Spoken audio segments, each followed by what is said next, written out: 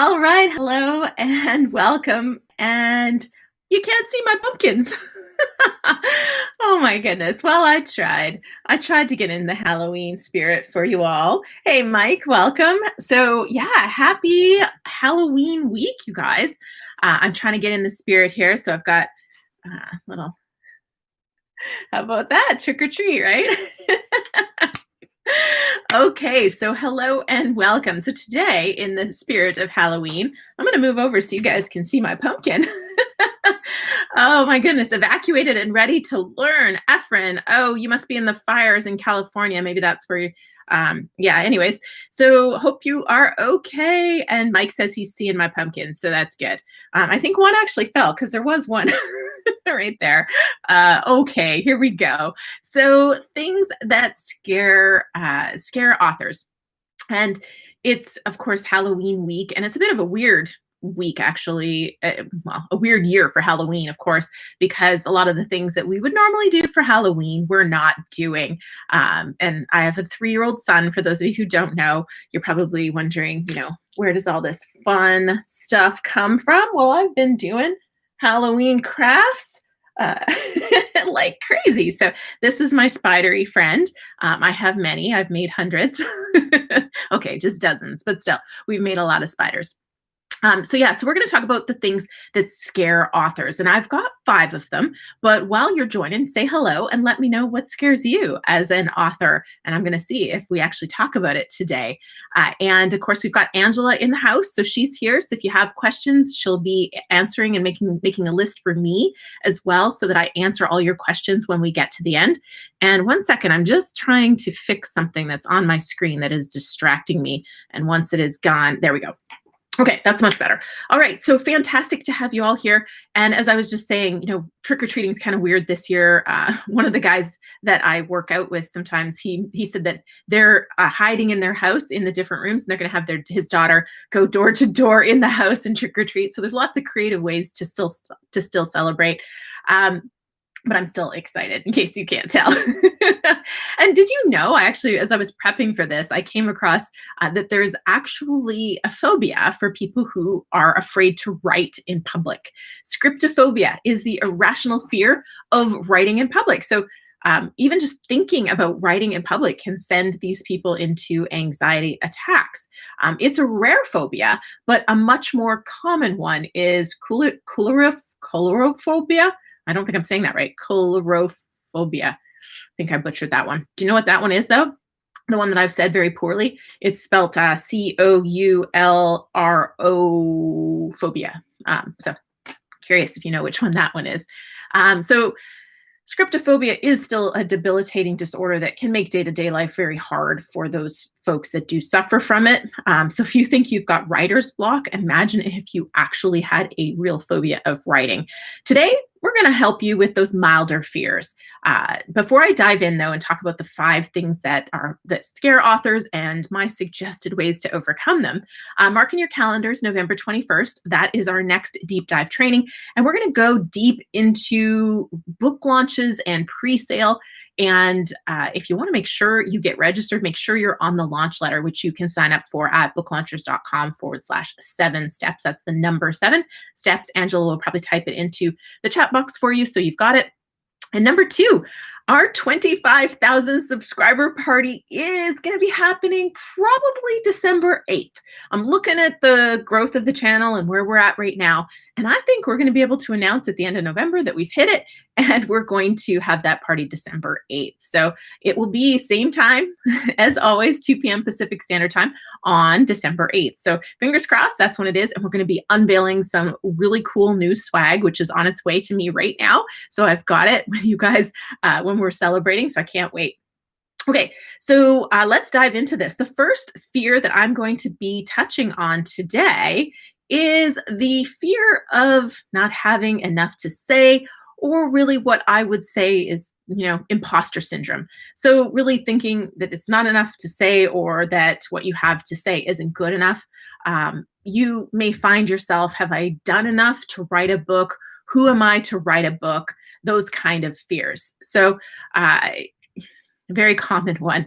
And this to me is really imposter syndrome, a fear of being seen as an imposter. And I get it.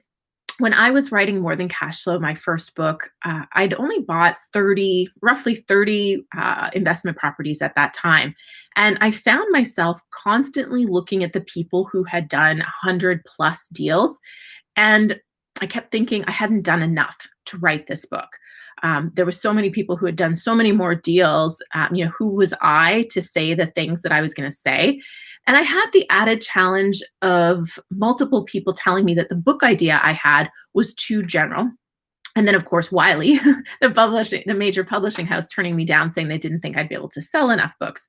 So all of that really gave me massive imposter syndrome, because other people that I knew did get book deals, and I felt like maybe they were more valid in writing their book.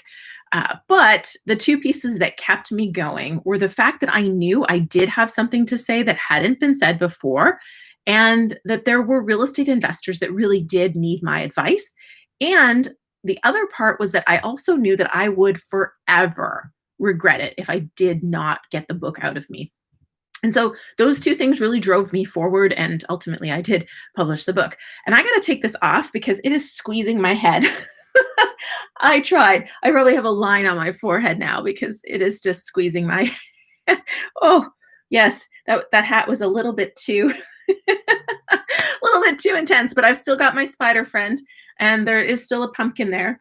And then whenever you guys feel like you need a little more Halloween, I'll bring up this guy.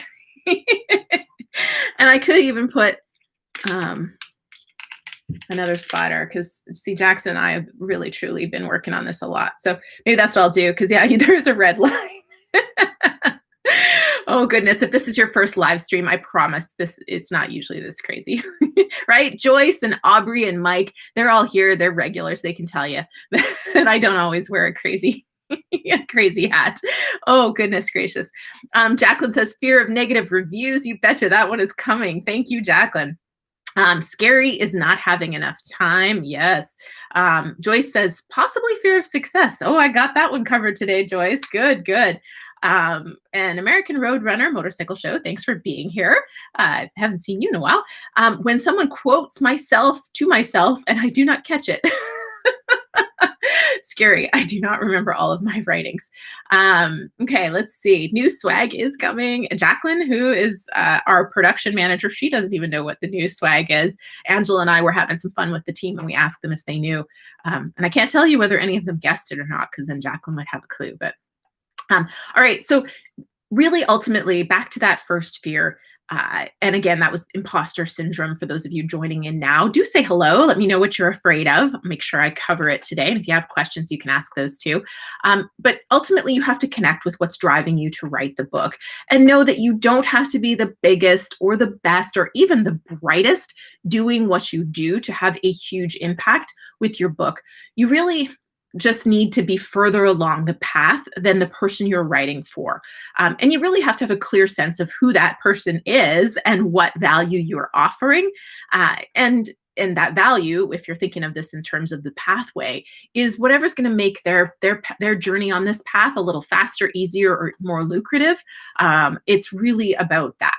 And so if you know you're further along the path than someone else, and you can help that person that's behind you, and you're clear on who they are and how you're going to help, then your book, you are the person to write your book. And I really, really hope that you do, especially if you have that feeling that I had, which is that you have to write this book and you'll regret it if you don't. All right. Fear number 2, and then we're going to do a draw. So fear number 2 is a fear of rejection. Writing a book that nobody buys or nobody reads, that's terrifying. I mean, my pumpkin isn't very terrifying. It's actually kind of soft and cuddly. Maybe it'll comfort you on your way. But still, fear of rejection is terrifying. And I also know this one personally because Wiley told me to my face, well, actually, they told me to my email that I wouldn't be able to sell enough books to matter. So try coming back from that one. Well, actually, I did, didn't I? So if you say I can't sell books, I will then go ahead and outsell any real estate book that you've ever published in Canada, which is what I did with Wiley. So the secret to this one is obviously vengeance, right? Okay, maybe not, but it did help. The secret is to write a book that you know people will read because you've clearly visualized who that reader is. And I know for those that are new to this, I'm not repeating myself, but it feels like I'm repeating myself because I say this all the time. You have to be clear on your reader. And I'm not talking demographically. I am talking about, I know you're clear enough when I can visualize where we're going to be pitching you when we go to help you market and sell your book. So if I can picture the groups, the associations, the events, the magazines, the podcasts that this person is already paying attention to, then and the keywords that they're going to be searching, the problem that they're trying to solve, boom, I know we have our audience clear enough. And so that's what I'm looking for. When you're that clear and you have an outcome for the reader, you will be aligned with the book that you know people need. And hopefully you're excited about really helping them with that book because you're clear on how it's going to help them. And then that should motivate you to get the book into readers' hands and be less afraid of that rejection, because you know there's going to be people that are going to be helped by this book on the other side. You also know that the book is not for everyone because you've specifically designed the book to be for a specific person. So you're okay with rejection by the people that you know the book is not for. And that's a good thing. Some people refer to this as being polarizing, and you certainly can be a little polarizing with your opinions, and that does help in a lot of sense. But really, it's just knowing that your book isn't going to be for everyone, but it is specifically for certain someone, and you're really driving to get it to that certain someone. And you want to know a little secret about this one? Having worked with, I don't know, we're well over 200 authors now that we've worked with at Book Launchers. The secret is that if you're worried about this, if you're worried about people rejecting your idea or not reading your book, then you're probably on the right path, because a lot of people don't worry about this one. And often those are the folks that haven't done enough work getting clear on their reader. They're really focused on the fact that they have an amazing story. And most of the time, honestly, they do have an amazing story. The problem is that they haven't written the story in a way that will actually truly benefit a reader. They've just written the story in a way that explains their story, and it's not the same thing. And so if you are actually fearing this one, you are probably going to do the work that needs to be done to make your book reader focused. And that will allow you to deliver massive value to a reader. So if you're having this fear, you're probably on the right track. The key is to keep going and use that fear to create the most impactful book that you possibly can. So yeah, that's my little secret on that one for you. Okay, so it's a quiet live stream today. I mean, you guys are really chatty, but there's less people here. They're missing out on my Halloween theme. I think, see, my red line is gone now.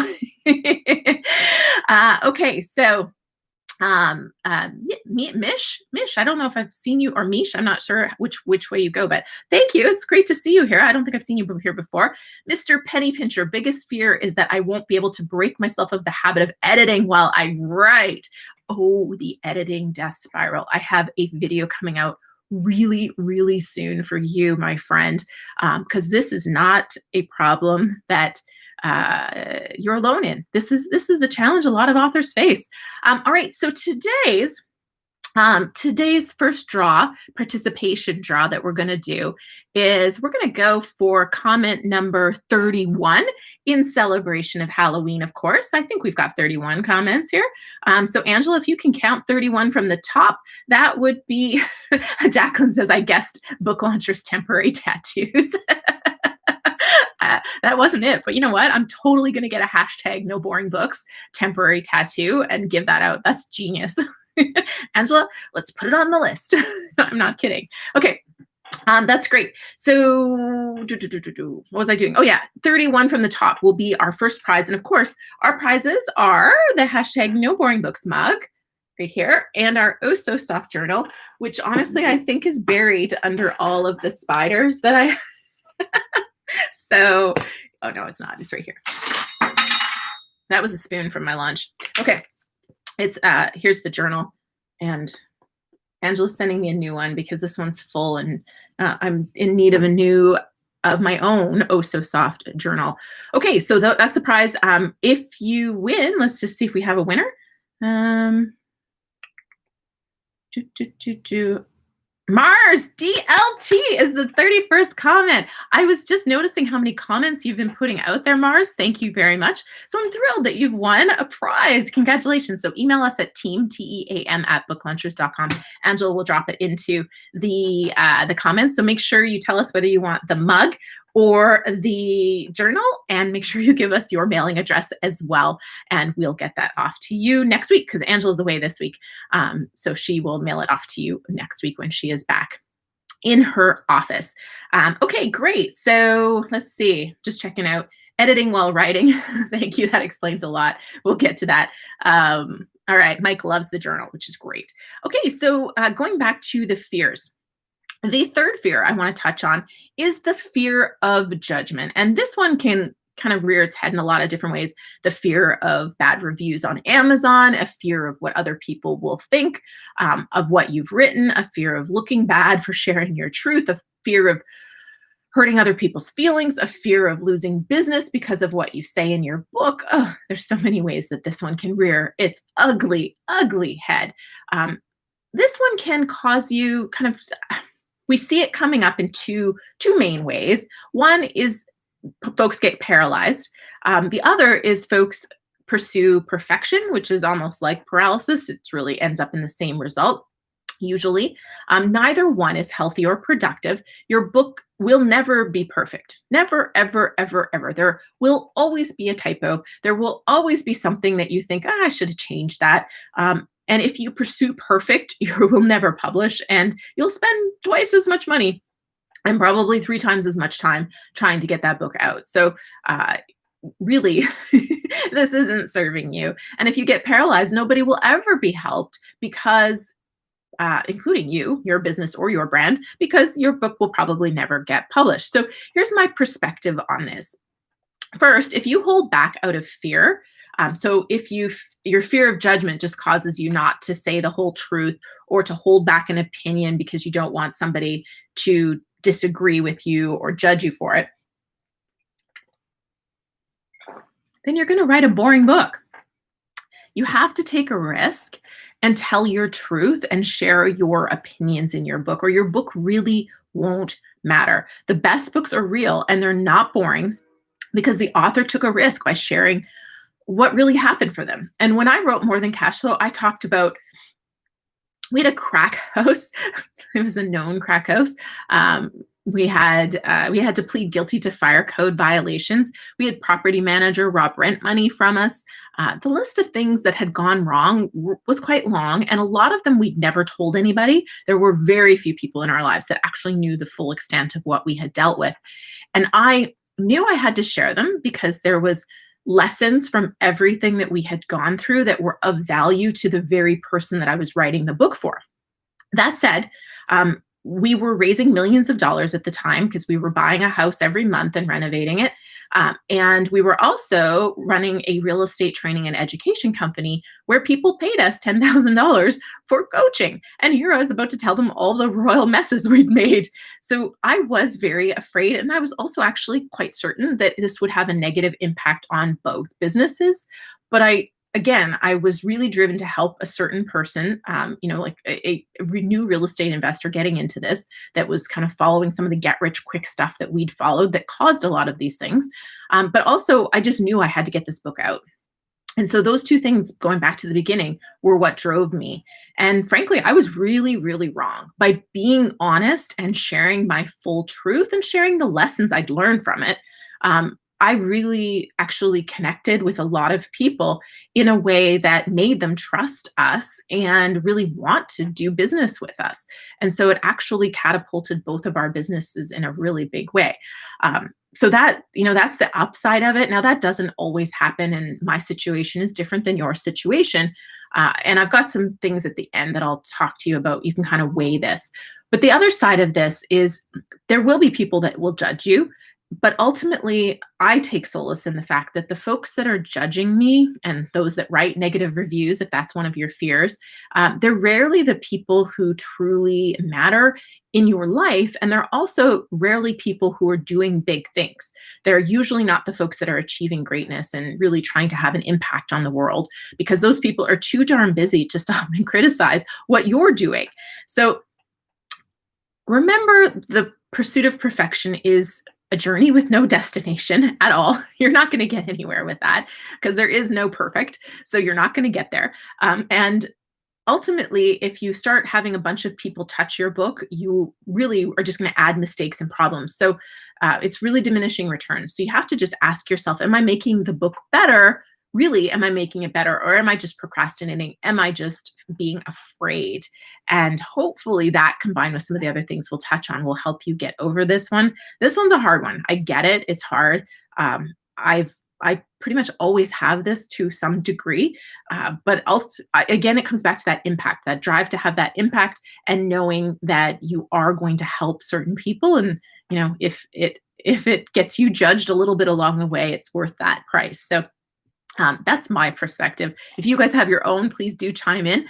Let's do a draw for YouTube. So as long as, every Tuesday and Thursday, we put out a new video. And when you comment the day a video is released, you get entered to win either our mug or our journal. Again, you also get one step closer to being one of my YouTube besties.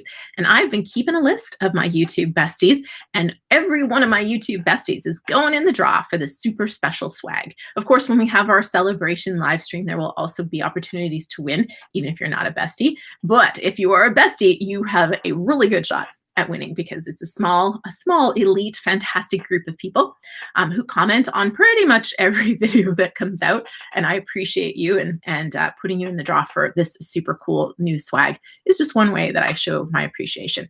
But for everybody who's commented every Tuesday on any video that's been released on a Tuesday or Friday in the last 2 weeks, you're in this draw. So let's do it. I've got them all entered. I tried to get them all printed and cut and put into this so we could do a draw out of here today, but sadly, I just put spiders in it. I ran out of time. Cutting all these names just really doesn't get me motivated. I'll be honest. There's a lot of names, which I'm very grateful for, but it's not very fun cutting them up anymore. So let's do a Halloween drum roll, and we'll pick our first winner of the day. All right, here we are. It's coming up. And the winner is Katie Weiser. Oh, this is cool. I don't know if Katie's ever won, but Katie has been around the book launcher scene for quite some time. I think I even reviewed one of her books like 2 or 3 years ago on the show as an example. So Katie, congratulations. Email us at team@booklaunchers.com. I don't think she's on live today, but let's see. Oh, Walter, 2 lives in a row, my friend. Thank you and welcome. Okay, let's see. Drawing spiders. Okay, Bills. I don't know if I've seen you on a live before, but welcome. It's so great to have you here. Let's see. Albert Einstein. Nice name. That's clever. Creative Moments. Thank you. Welcome. It's great to see you here. Okay. I don't know if I've missed anything else, but let's carry on to our fears. We're talking fears for those of you who've just joined in. We're talking the things that scare authors. And I have one pumpkin up there, and I had a witch hat on for those of you who aren't here, but the witch hat was squeezing my head, so I had to take it off. And Matt, hey, you've been hiding in the corner. Well, come on out. Now's a good time to say hello, because we're going to have a question really soon to get entered to win. So we're going to have some more fun. Okay, so next fear. Dun, dun, dun. Joyce, I think this was yours. Somebody said this one. Fear of success. This one rarely ever rears its head looking like a fear of success. I think it's more the underlying cause that is causing you to procrastinate or self-sabotage. We see this when an author refuses to put an amazing cover or an amazing title on their book. They do things that just make their book less good.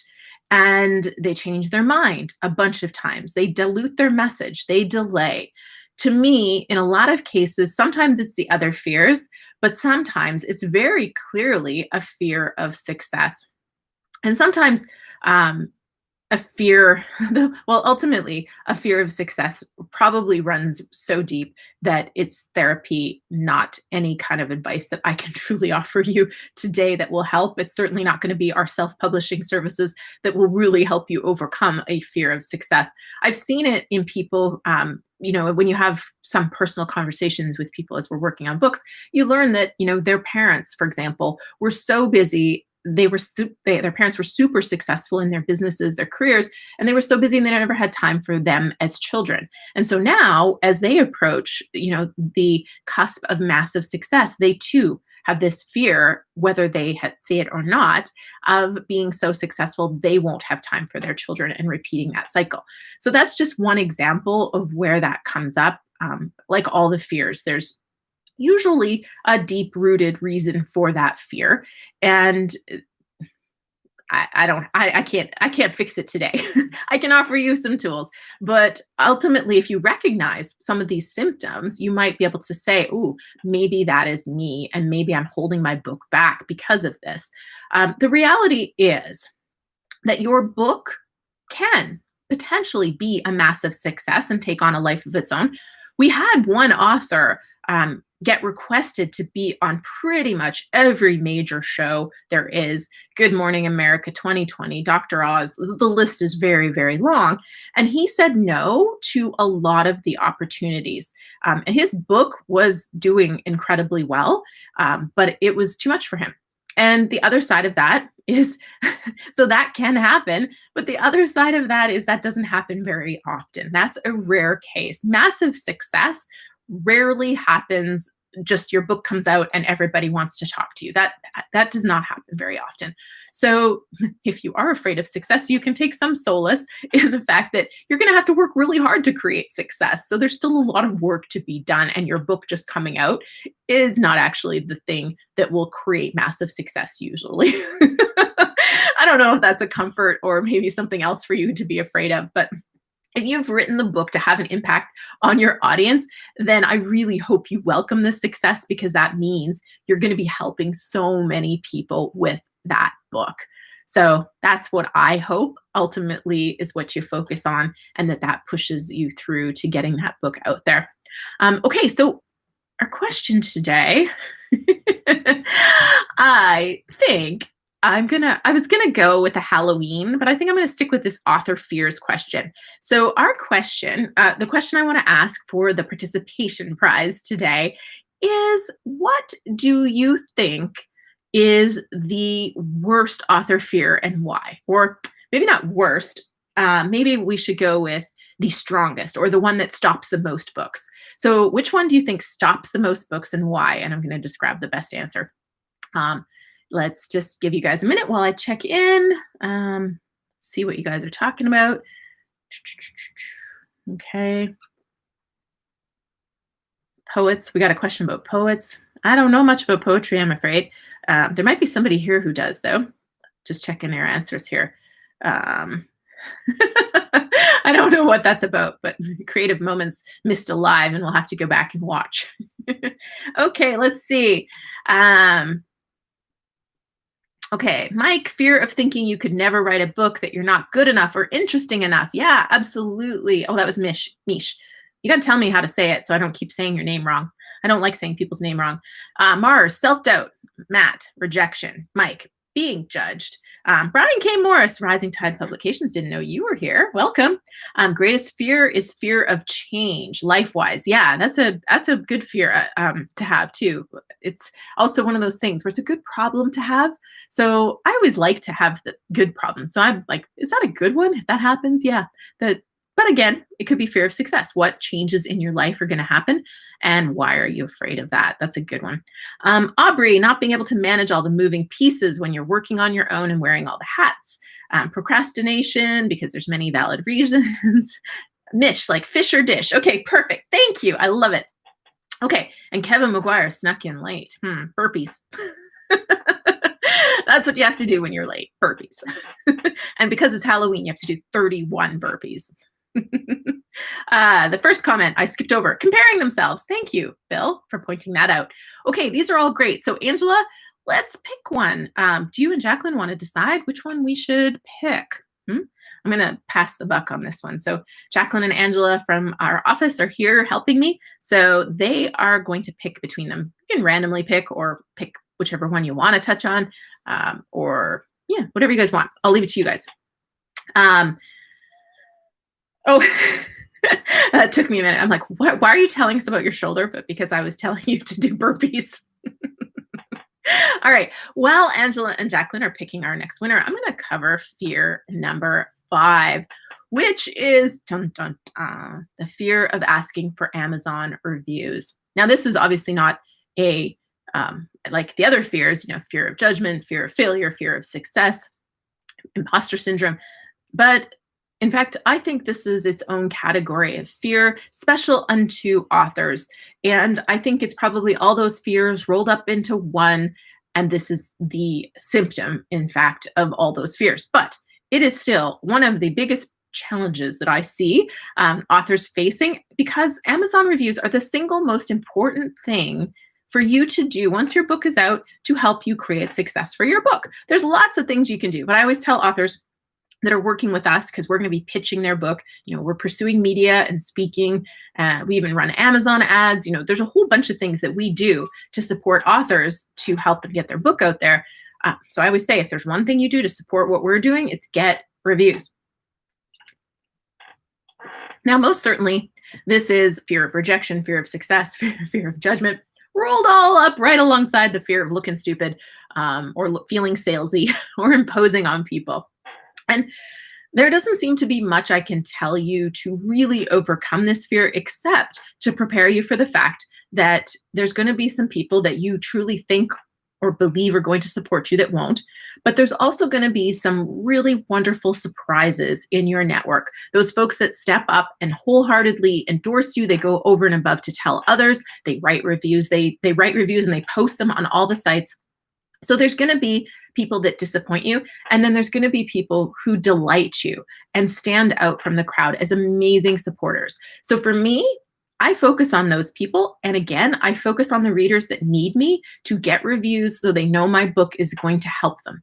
Because ultimately, the reviews tell your reader that your book is something they should pay attention to, they should buy, they should read, because it's going to have an impact on their life. And so asking for reviews isn't about you. It is about getting your book into the hands of those readers. But is it awkward? Is it uncomfortable? Sometimes, yes. But it's also vital to your success, and not just your success. So if you've got all these fears, forget about you. It's vital to the success of your reader having the outcome that you have written the book to help them with. So it all comes hand in hand. So ultimately, you really do have to get over this fear somehow, get past it, and ask for reviews and get as many as you can. I also like to encourage people. I always tell people the greatest gift you can give any author is a review, and in turn, write as many reviews as you can for books that you've read. Whether you know that author or not, I just believe in good karma. And if you're writing reviews and supporting other authors, then there's going to be people that you do nothing for, and they write a review and support you. So I think those are really my best advice for this one. I know it's tricky, but your readers need you to get reviews, and your goals, whatever you've written your book for, your goals need you to get those reviews. And ultimately, I have a tried and true kind of process that I go through to push past any fears that I have. And I'll give that to you guys in a second. I got to go see, I got to figure out, I got to read Angela's comments over here, because I can't talk and read at the same time, or my sentences would not make any sense for you. So let's see. Okay, here we go. Where are you, Angela? Where? I don't see Angela's comment here. Do we have a winner? Oh, Mish. Hey, Mish. Hey, first live stream and a winner. Talk about lucky. This is your day. Like Halloween is for you, right? So for those of you who missed it, because we're almost done, I'll put my hat back on because I can squish my head for the last few minutes. There we go. I got into the Halloween spirit for you all today. Okay. So congratulations, Mish. Make sure you email us at team@booklaunchers.com. And for those of you asking me for reviews, I read too many books, my friends. If I read your book because there's a reason I need to read your book, I will absolutely write you a review. But you know what? There's plenty of people here, and I know it's happened before, and I've posted it on the YouTube page before. You can't do review swaps. Full stop. You cannot. Amazon does not want you doing that. But there's nothing wrong with a community of authors putting their books out there, even offering each other free copies and having, say, let's say Angela wrote a book, I read Angela's book, and I write a review, and Angela reads Mike's book, and Mike and writes a review for Mike. It's a community of authors supporting a community of supporting each other, and so there's nothing wrong with that.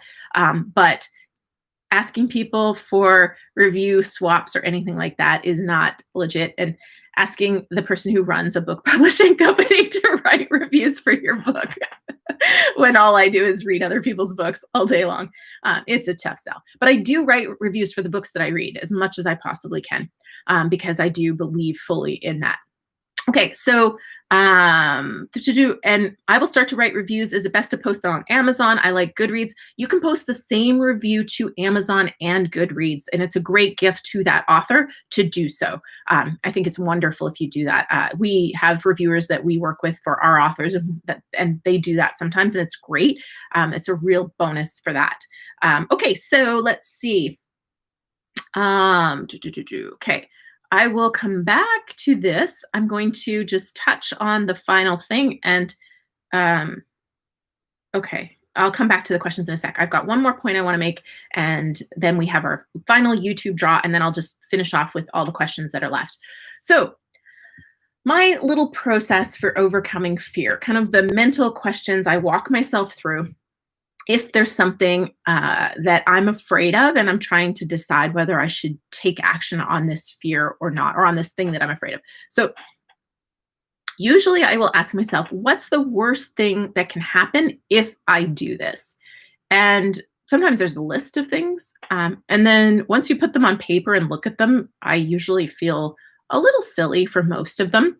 But I do go through them and be, okay, will I be okay? Will I survive that? Is it really going to matter in a month, a year, 5 years from now? Those things that happen, people might laugh at me, people might question my sanity, whatever it is, is that going to matter in a month, in a year, 5 years from now? And then the question that usually gets me off my butt doing the very thing that I'm afraid of, because usually my fear, and I can't speak for you, but usually my fear is the sign that I really need to do that very thing. And it's just, as Stephen Pressfield would call it, the resistance standing in my way. But usually the question that gets me off my butt is ultimately, would I regret not doing it? So would I regret it more doing if I didn't do it, or if I did it and it went wrong? And for me, the answer is almost always I would regret not doing it. That's ultimately why we moved to California, because I knew I would always wonder what would have happened if we'd taken the leap and moved to California. So I knew we had to. It's why I've written the book, wrote the first book and the second book to some degree. Really, I knew I would regret it if I didn't do it. Frankly, all the best things I've ever done have been facing something in fear and then doing it. Even when I backpacked alone, for many, many months in different countries where I didn't speak the language, the question, as much as my entire family tried to talk me out of these things, I always kind of thought, would I regret it more if I didn't do it? Or would I regret it if something went wrong? This very thing I'm afraid of went wrong. So that's for me, usually gets me past my fears. But I also know that I often do things that I'm like, oh, I'm scared of that. Let's go do it. So not always the easy path. I can assure you of that. It's fun. It's adventurous. I've had some incredible stories come out of these things, but yeah, it's not always the easy path that I choose. Two quick things before I go back and answer all the questions and do the final draw. November 21st is our next deep dive. We're talking book launches. We're going to go deep into kind of a pre-sale and book launch strategy. Our book marketing manager, Sarah Bean, will be with me on that call. Might have some other people from our team on that call as well, but that will be happening Saturday, November 21st at 10 a.m. If you want to make sure you get the links for that, make sure you're on our launch letter, which comes out every 2 weeks. You can get that at booklaunchers.com/7 steps. And our 25,000 subscriber party is probably going to be December 8th. That's what I'm predicting. So you can plan to be here for that. It's going to be extra, extra special. All right. So our final draw, our YouTube draw of the day.